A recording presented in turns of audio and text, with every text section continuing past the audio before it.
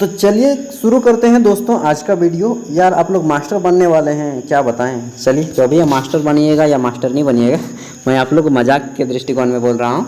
आज हम लोग बात करने वाले हैं बीएड सेमेस्टर 1 का दूसरा पेपर। ठीक है, बीएड सेमेस्टर 1 का पहला पेपर हमने अपलोड कर दिया है जो 2023 में पूछा गया था।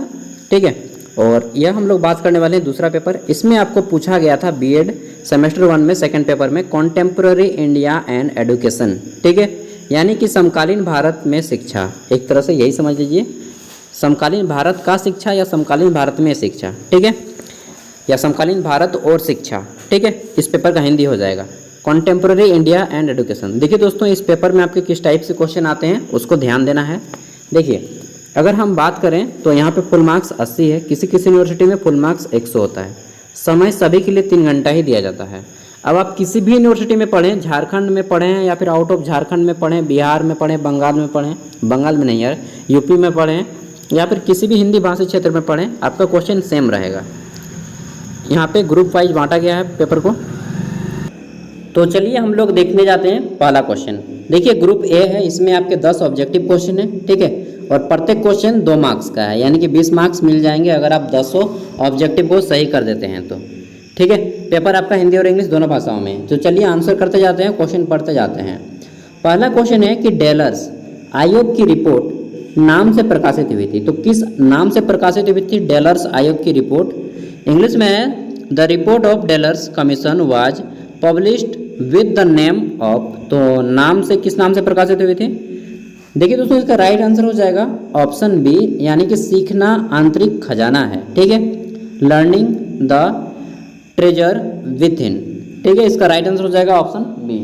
यार आप लोग बोल रहे होंगे कि यार अचानक से आपका आवाज़ बदल गया। तो जी हाँ दोस्तों, मैंने प्लेस चेंज कर दिया है, स्थान चेंज कर दिया है। ठीक है, थोड़ा सा आवाज़ आपको गूंजने जैसा आ रहा होगा। बी नंबर क्वेश्चन है 2 नंबर, भारत में शिक्षा को समवर्ती सूची में कब शामिल किया गया? तो दोस्तों राइट आंसर हो जाएगा भारत में शिक्षा को समवर्ती सूची में कब शामिल किया गया? इंग्लिश में है कि when was education included in concurrent list of India. तो राइट आंसर हो जाएगा 1976। 1976 42वां संविधान संशोधन, ठीक है, 42 amendment act of Indian constitution में शामिल किया गया था। आई होप कि आप लोग समझ गए होंगे। और इसी तरह से आपके एग्जाम में क्वेश्चन आएंगे और कुछ क्वेश्चन डायरेक्टली आपको सेम टू सेम भिड़ जाएंगे। ठीक है, डेफिनेटली कुछ क्वेश्चन भिड़ेंगे और कुछ क्वेश्चन जो हैं बाकी सभी क्वेश्चन सेम टू सेम इसी टाइप से आएंगे। ठीक है, तीसरा है कि मुदालियर आयोग का गठन किसके लिए किया गया, वो चीज़ पूछा गया है। ठीक है, कि किसके सुझाव के लिए किया गया मुदालियर कमीशन का? राइट आंसर हो जाएगा दोस्तों माध्यमिक शिक्षा के लिए 1952 ईस्वी में मुदालियर आयोग का गठन किया गया था। ठीक है, सेकेंडरी एजुकेशन का। आगे देख लेते हैं नेक्स्ट क्वेश्चन की ओर। तो हमारा क्वेश्चन है यहाँ पे 4 नंबर, भारतीय संविधान का कौन सा अनुच्छेद निःशुल्क एवं अनिवार्य शिक्षा प्रदान करता है? ठीक है, तो भारतीय संविधान का अनुच्छेद आर्टिकल 21 का ए, 21 का भाग ए निःशुल्क एवं मतलब फ्री ऑफ कॉस्ट में शिक्षा देता है 6 से 14 वर्ष के बच्चों को, 6 से 14 वर्ष के बच्चों को। और अगर इन बच्चों को कोई काम करवाता है तो वह बाल श्रम के अंतर्गत आता है। ठीक है, ये सभी क्वेश्चन आ सकते हैं, 2010 में यह लागू हुआ था। नेक्स्ट क्वेश्चन देख लेते हैं 5 नंबर। तो यहाँ पे क्वेश्चन आता है हमारा, राष्ट्रीय शिक्षा नीति 1986 पुनर्वलोकन समिति के अध्यक्ष कौन थे? तो दोस्तों इंग्लिश में है कि who was the chairman of national policy education. ठीक है, राष्ट्रीय शिक्षा नीति, नेशनल एडुकेशन पॉलिसी या नेशनल क्या बोलते हैं यार, national policy education 1986 review committed. हो सकता है आपके एग्जाम में 2020 के बारे आ जाए कि न्यू शिक्षा नीति 2020 के बारे में बताइए। तो दोस्तों इसके अध्यक्ष थे आचार्य राममूर्ति और उसी के अकॉर्डिंग क्लास 1 to 5 तक प्राथमिक विद्यालय, मध्य विद्यालय 6 से 8 तक, 9 to 10 आपका हो जाता था, 12 तक आपका उच्च विद्यालय और हाई स्कूल होता था। ठीक है, और फिर आपके बाद में होता था ग्रेजुएशन 3 साल का। ये सभी आपका 1986 जो है कमीशन बना था उसी के अकॉर्डिंग है। ठीक है, अगला है मैकाले घोषणा पत्र कब अस्तित्व में आया? तो दोस्तों इंग्लिश में है कि when was Macaulay minutes come into existence. तो दोस्तों मैकाले घोषणा पत्र जो आया था 1835 ईस्वी में आया था। ठीक है, तो इससे रिलेटेड क्वेश्चन आप लोग देख लीजिएगा, इसी तरह से क्वेश्चन आएंगे एग्जाम में। नेक्स्ट क्वेश्चन देख लेते हैं, 7वां क्वेश्चन। तो 7वां क्वेश्चन है कि वैदिक कालीन शिक्षण संस्थाएं कौन सी थी। तो वैदिक कालीन शिक्षण संस्थाएं थी गुरुकुल, ठीक है, गुरुकुल इसका राइट आंसर हो जाएगा। पहले गुरुकुल में शिक्षा दी जाती थी और उस टाइम पे किताब वगैरह कम का प्रयोग बहुत कम होता था, डायरेक्ट मौखिक रूप से जो है कंठस्थ करवाया जाता था, एकदम पढ़ पढ़ के कंठस्थ कर लो, ठीक है। 8 नंबर क्वेश्चन है कि भारतीय शिक्षा आयोग के अनुसार प्राथमिक शिक्षा में छात्रों को बेहतर समझ हेतु किस भाषा का उपयोग होना चाहिए। तो देखिए सिंपल सी बात है, जनरल सी हमारी बात है कि जब हम अपनी भाषा, अपना मातृभाषा में प्रयोग करेंगे कि किसी भी चीज़ को, तो उसको सीखने में बड़ी आसानी हो जाती है, ठीक है। जैसे कि मेरी मदर टंग है खोरठा भाषा, खोरठा लैंग्वेज, आपने नाम तो जरूर सुना होगा, ठीक है। तो मैंने तो उसकी पढ़ाई किया है यार, अच्छा खासा किया है, बाकी सभी लैंग्वेज को किया है, बट मुझे प्रिय है। जैसे महात्मा गांधी ही बोला करते थे कि मातृभाषा सबसे ज़्यादा प्रिय है, और उनका जो बुक था महात्मा गांधी का, माई एक्सपेरिमेंट विथ ट्रूथ, ठीक है, सत्य के साथ मेरा प्रयोग, वह खुद गुजराती भाषा में लिखा गया था, ठीक है। तो मदर टंग हो जाएगा, मदर लैंग्वेज नहीं, मदर टंग इंग्लिश में बोलते हैं, हिंदी में मातृभाषा। 9 नंबर क्वेश्चन है कि मुस्लिम कालीन शिक्षा में, मुस्लिम कालीन शिक्षा में बिस्मिल्लाह रस्म की आयु क्या थी। तो दोस्तों बिस्मिल्लाह रस्म के मुताबिक 4 साल 4 महीना 4 दिन जब बच्चे का हो जाता था, तब उसको जो है तालीम दिया जाता था, शिक्षा दी जाती थी, ठीक है। और यह इसके लिए उपयुक्त समय माना जाता था। और हम लोग के हिंदू रस्म में, मतलब मैं किसी भी धर्म का अपमान नहीं करता हूँ, सभी धर्म का सम्मान करता हूँ, सभी धर्म की जय हो, ठीक है यार, कोई बुरा मत मान लेना। तो हिंदू धर्म में क्या होता है कि 5 साल 5 महीना और 5 दिन का टाइम रखा गया है, ऐसा माना जाता है। बट आजकल सब कोई बच्चा हो गया, बोर्न हुए 2 साल, उसके बाद जैसे ही बोलना शुरू हो गया, हाँ पापा मम्मी बोलने लगता है, और उसको प्ले स्कूल भेज देता है, जाओ बेटा तुम प्ले स्कूल खेलेगा, ठीक है। माँ भी फ्री हो गई, बाप भी फ्री हो गया, और वहाँ पे बच्चा भी सीख रहा है। तो 3 साल का बच्चे जैसे ये हो जाता है, वहाँ पे प्ले स्कूल होता है, वहाँ पे उसका एकदम खेलता है बच्चा, दोस्तों के साथ रहता है, और जो कि अच्छा भी है यार एक तरह से, ठीक है, उसका एनवायरनमेंट मिल जाता है। मैं तो पूरा सपोर्ट करता हूँ प्ले स्कूल का। 10 नंबर है, राज्य के नीति निर्देशक तत्वों की व्याख्या भारतीय संविधान के किस अनुच्छेद में की गई है। तो राज्य के नीति निर्देशक तत्वों की व्याख्या भारतीय संविधान के अनुच्छेद 36 से 51 में की गई है। ऑप्शन 1 इसका राइट आंसर हो जाएगा, ठीक है। आगे देख लेते हैं नेक्स्ट क्वेश्चन। यहाँ पे शुरू होता है ग्रुप बी। ग्रुप बी में जो है आपको 20 मार्क्स का क्वेश्चन का आंसर करना है। यहाँ पे आपको बोला गया है कि नहीं 5 प्रश्नों के आंसर करें, प्रत्येक क्वेश्चन आपका 4 मार्क्स का है, और इसका आंसर आपको करना है लगभग 100 शब्दों में, यानी कि एक खड़ा पन्ना का एक साइड लिख दीजिए, आपके लिए इनफ हो जाएगा, काफ़ी हो जाएगा, ठीक है।